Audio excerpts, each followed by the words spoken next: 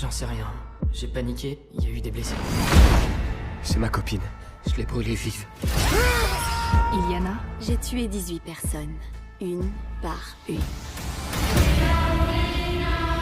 Bonjour à toutes et à tous, il sera question aujourd'hui du film Les Nouveaux Mutants, film réalisé par Josh Boone, le film qui était présenté et teasé comme le film le plus maudit de tous les temps, voué à un échec presque définitif.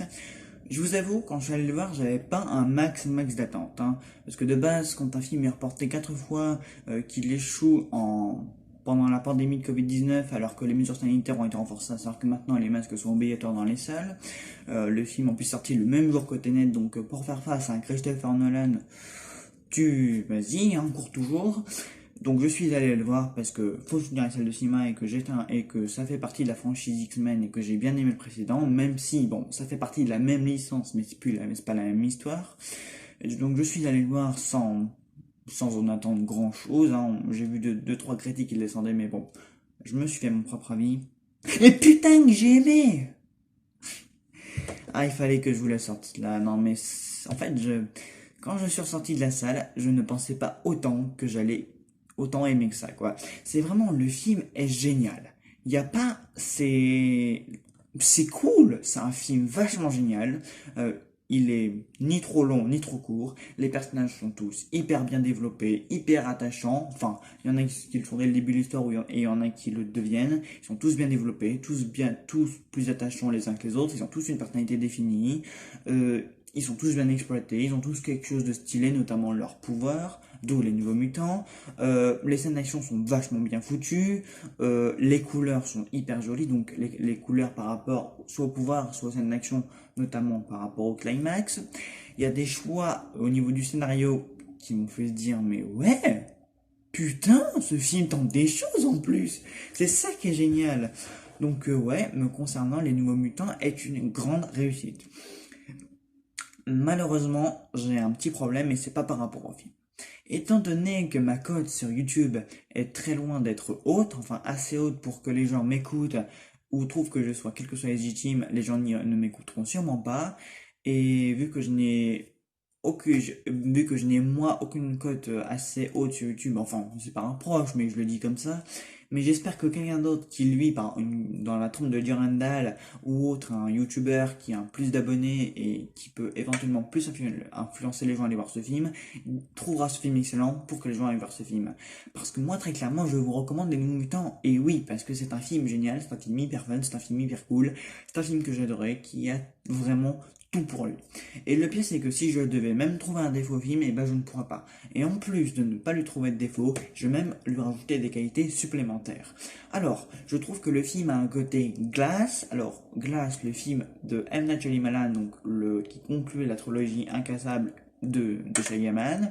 Donc ce film a un côté Glass, dans le sens où l'action se situe déjà dans un grand bâtiment, donc dans une sorte d'hôpital, d'institut isolé au milieu de nulle part, donc qui rappelle pour moi fortement l'hôpital où a été enfermé David Dunn, Elijah Price et Kevin Wagenham, donc le trio de super-héros dans la trilogie.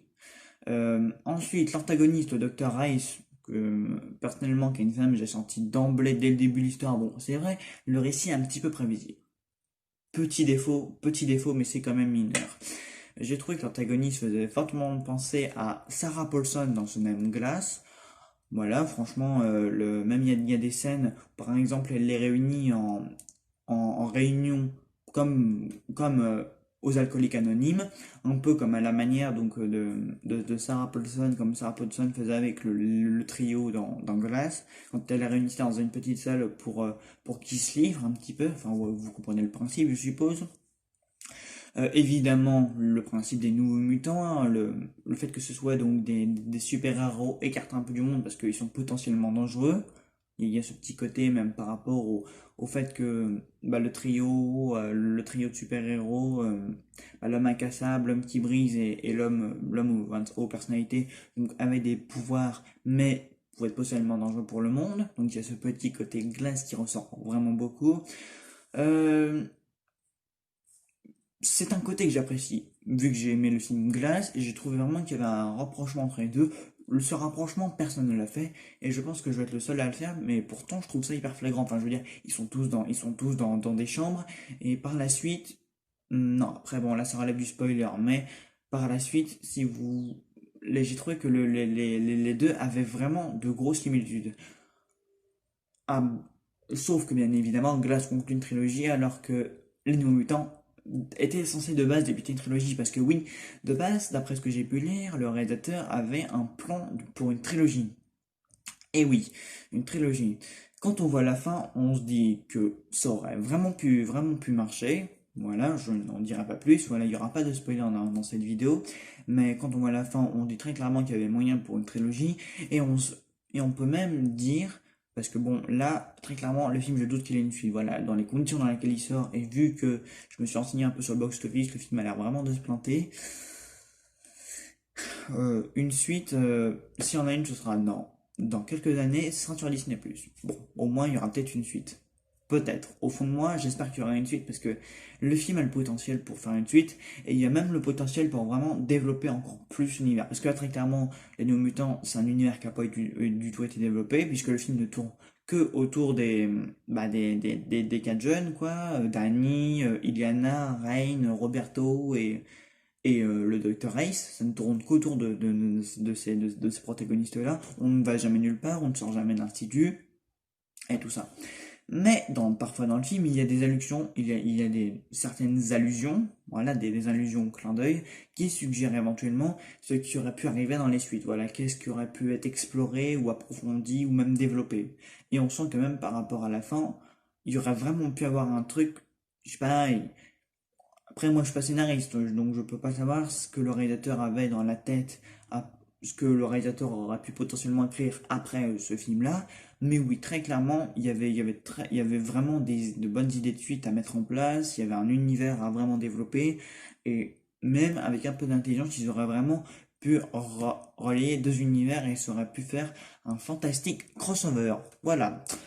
Mais bon, ce film va se planter au box-office parce qu'il est parti d'un mauvais pied et que c'est vraiment dommage parce que ce film est vraiment génial. Euh, à côté de ça, c'est un teen movie de tout ce qu'il y a de plus, de tout ce qui est de plus banal. Au début, quand les bandes étaient sorties, j'étais pas vraiment emballé. Ça me présentait un peu comme un film d'horreur pour ados. Bon, très clairement, de ce côté-là, c'est raté. Il y a aucun, bon, il y a une petite ambiance horrifique. Bon, c'est une sorte de c'est une sorte de teen huis clos, on va dire, puisqu'ils sont dans un institut où ils peuvent aller plus loin. Donc, c'est un film qui se déroule un peu en huis clos. Il y a deux, trois scènes qui font légèrement frissonner au niveau horreur, on va dire. Donc il y a des petits codes de l'horreur par-ci par-là, mais ça va pas plus loin. Je veux dire, à aucun moment on va sursauter ou avoir peur. Voilà. C'est un film même parfois qui fait rire. Voilà, parce qu'il y a des moments entre les protagonistes qui leur justement encore plus attachant, ce qui est vraiment chouette. Je veux dire, il y a vraiment des scènes où ils sont tous rassemblés, où ils essayent tous un peu de se connaître, de se comprendre, qui sont vraiment chouettes.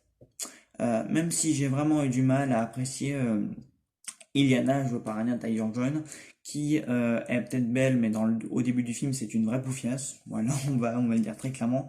Mais son personnage évolue, et un truc même très bien qui se fait au niveau de son personnage. Je ne vous en dirai pas plus, parce que je vous incite à aller voir ce film, mais il y a vraiment un truc très chouette qui se fait au niveau de son personnage, sur sa personnalité, parce que elle a un espèce d'ami imaginaire, et même ça, c'est utilisé et exploité à de bonnes fins dans le film. Voilà. Donc même à ce niveau-là, donc les choses qu'on ne soupçonnait pas arrivent. Et donc ça c'est vraiment très chouette. Le film explore les démons de chacun. Je veux dire, chaque personnage va avoir son degré d'émotion et de cauchemar pendant tout le film, ce qui permet de les rendre plus attachants et d'explorer un petit peu plus le côté horreur du film. Parce que le film n'a pas beaucoup de codes de l'horreur, mais du coup, vu que les personnages subissent chacun une épreuve psychologique par rapport à leur passé, bah, ça rajoute un petit côté démoniaque au film. Donc ça, c'était plutôt une bonne chose.